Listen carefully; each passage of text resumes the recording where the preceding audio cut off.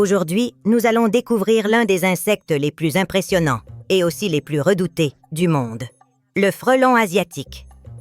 Connu pour sa grande taille et sa piqûre redoutable, cet insecte a fait les gros titres, suscité de l'inquiétude et beaucoup de curiosité. Mais qu'y a-t-il vraiment derrière cette réputation? Pendant des années, nous avons vécu avec des phobies, certaines pour de bonnes raisons, et d'autres nourries par l'imagination. Araignées, cafards, serpents, même les ombres. Bien souvent, la peur ne naît pas d'un danger réel, mais de l'inconnu. En général, eux nous craignent davantage que nous ne les craignons. Mais il existe des créatures qui justifient cette crainte. Et parmi tous les insectes de la planète, il en est un qui a gagné une place particulière dans les pensées les plus anxieuses de nombreuses personnes. On entend son bourdonnement avant même de le voir. Et lorsqu'il apparaît, il ne passe pas inaperçu. Mais le frelon géant asiatique n'est pas un insecte comme les autres. Il n'impressionne pas seulement par sa taille. Il possède des mandibules si puissantes qu'il peut décapiter une abeille en moins d'une seconde. Littéralement.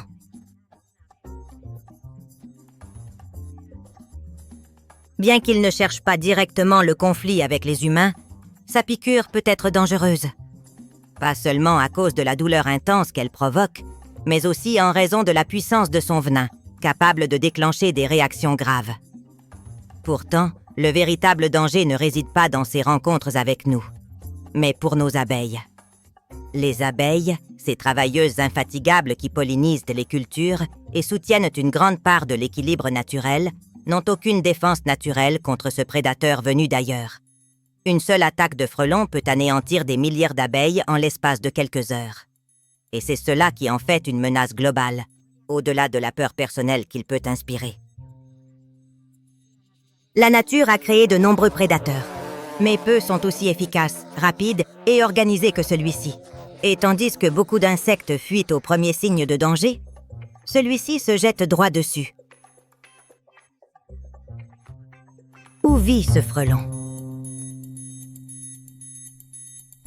Le frelon géant asiatique est originaire de l'Est de l'Asie.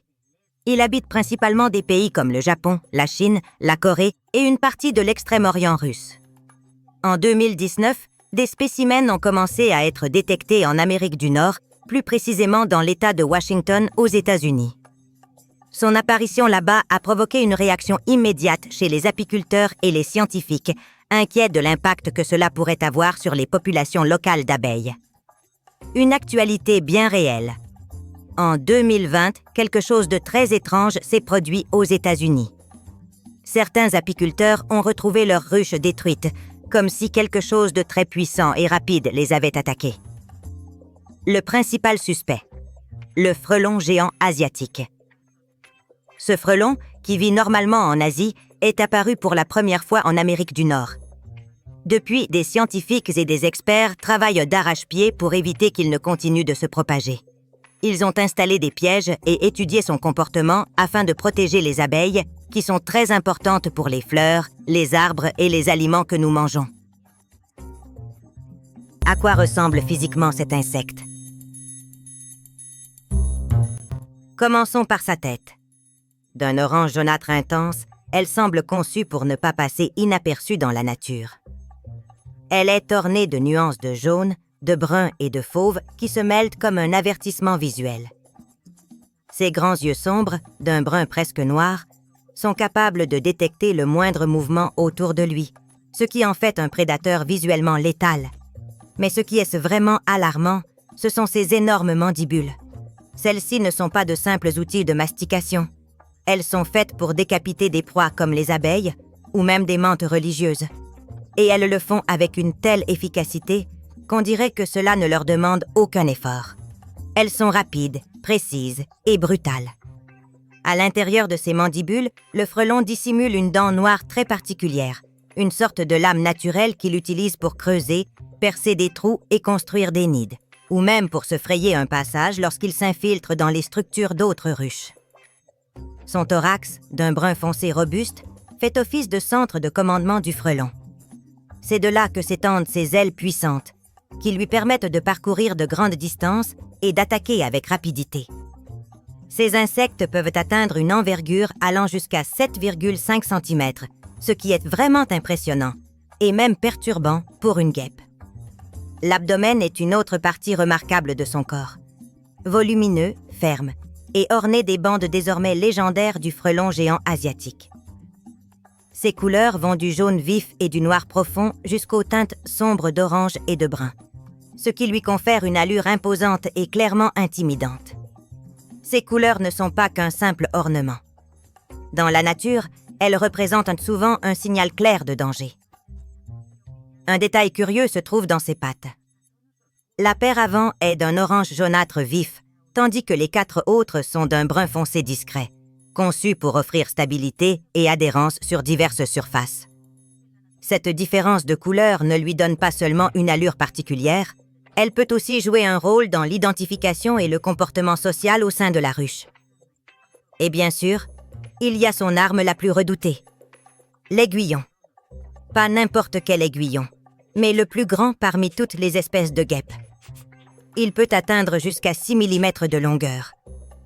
Ce venin ne provoque pas seulement une douleur physique, il peut aussi avoir des effets neurotoxiques et cytotoxiques, affectant les tissus et les nerfs. Cela dit, comme pour la plupart des espèces de guêpes, seules les femelles sont équipées de cette arme. Les mâles, les frelons mâles, ne peuvent pas piquer car ils n'ont pas d'aiguillon.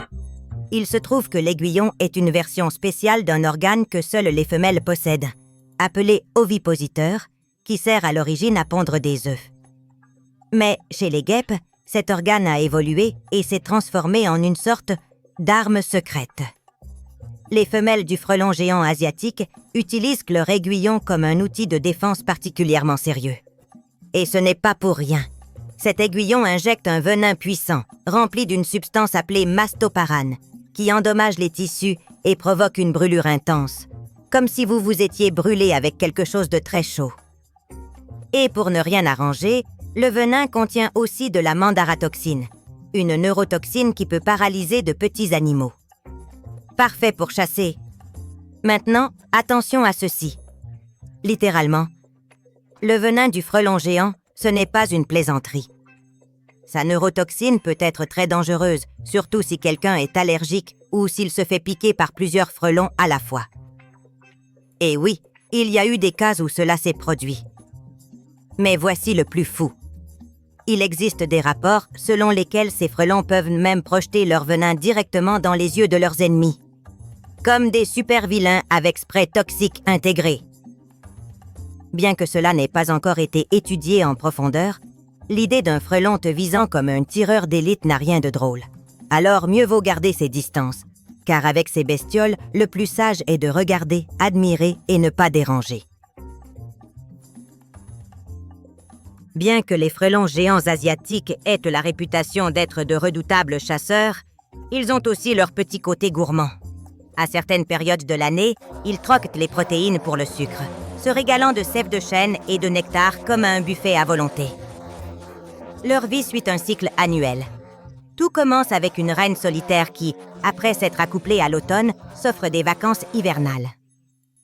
Lorsqu'elle se réveille au printemps, la première chose qu'elle fait est de chercher où installer son nouveau foyer. Tout lui convient, d'un trou dans le sol à un tronc creux, pourvu que ce soit accueillant. Avec de la salive et du bois, elle construit un nid de la taille d'un pamplemousse, oui, un pamplemousse, pond des œufs et s'occupe toute seule de ses premières larves.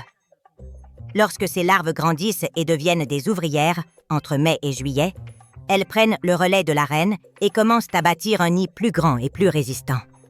Et ainsi, colonie après colonie, les frelons se préparent à affronter l'hiver, comme une véritable organisation bien structurée. Fait curieux. Les frelons géants asiatiques possèdent une phéromone d'attaque qui agit comme un signal chimique pour dire « Tous à l'attaque ici !» Lorsqu'une ouvrière trouve une ruche d'abeilles, elle peut la marquer avec cette substance, et en peu de temps, une escadrille entière de frelons arrive pour tout ravager. C'est comme s'ils laissaient un repère GPS de destruction massive. Pourquoi leur présence inquiète-t-elle autant? un petit groupe de moins de 50 frelons peut venir à bout d'une ruche entière d'abeilles en seulement quelques heures. Et ce n'est pas une exagération. Ils arrivent en formation, attaquent sans relâche et utilisent leurs puissantes mandibules comme de véritables ciseaux affûtés. Ils décapitent sans difficulté les abeilles défenderesses, puis, tels des collecteurs de provisions, emportent au nid les parties les plus nutritives pour nourrir leurs larves. Ce comportement n'a pas seulement l'air terrifiant. Il met gravement en danger les abeilles mellifères, essentielles à la nature comme à nous. Pourquoi? Parce que ce sont elles qui assurent la pollinisation de cultures telles que les fruits, les légumes et de nombreuses plantes que nous consommons au quotidien. Fait curieux. Certains vont même jusqu'à affirmer que ce frelon serait appelé le tueur de yaks, alors qu'il n'existe aucune preuve qu'il en ait jamais attaqué un. En réalité, c'est davantage un mythe qu'une réalité. Cela dit, dans des pays comme le Japon, les enfants apprennent dès leur plus jeune âge à les reconnaître. Pas parce qu'on les entraîne comme des ninjas anti-frélons, mais parce que savoir les identifier peut être la clé pour éviter une rencontre désagréable. Et ce n'est pas tout. Dans certaines régions d'Asie, on les consomme aussi comme un mets délicat, frit, bouilli ou en liqueur. Oui, vous avez bien lu. Il existe même du saké avec un frelon géant à l'intérieur de la bouteille. Est-ce dangereux pour les personnes? Ça peut l'être. Pas parce qu'il attaque sans raison, mais parce qu'il est très territorial. Si quelqu'un s'approche trop de son nid, les frelons réagissent avec agressivité. Leur piqûre peut être très douloureuse et, dans certains cas, provoquer des réactions graves. C'est pourquoi, si l'on détecte un nid ou si l'on voit beaucoup de frelons au même endroit, il est recommandé de s'éloigner et de prévenir les autorités ou du personnel spécialisé. Au Japon, on enregistre entre 30 et 50 décès par an liés à cet insecte, beaucoup d'entre eux dus à des piqûres multiples ou à des réactions allergiques.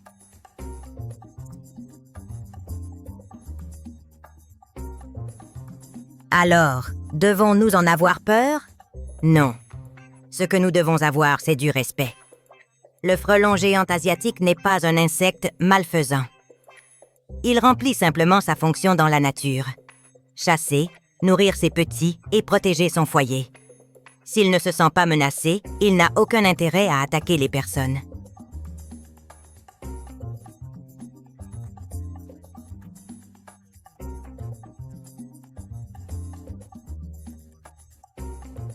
La nature regorge de créatures surprenantes.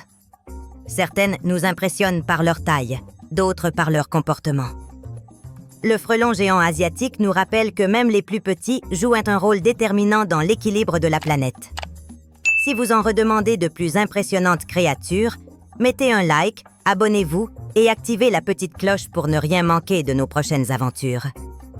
Ici, chaque vidéo est une nouvelle façon de regarder le monde sauvage, avec ses mystères, ses règles et ses surprises.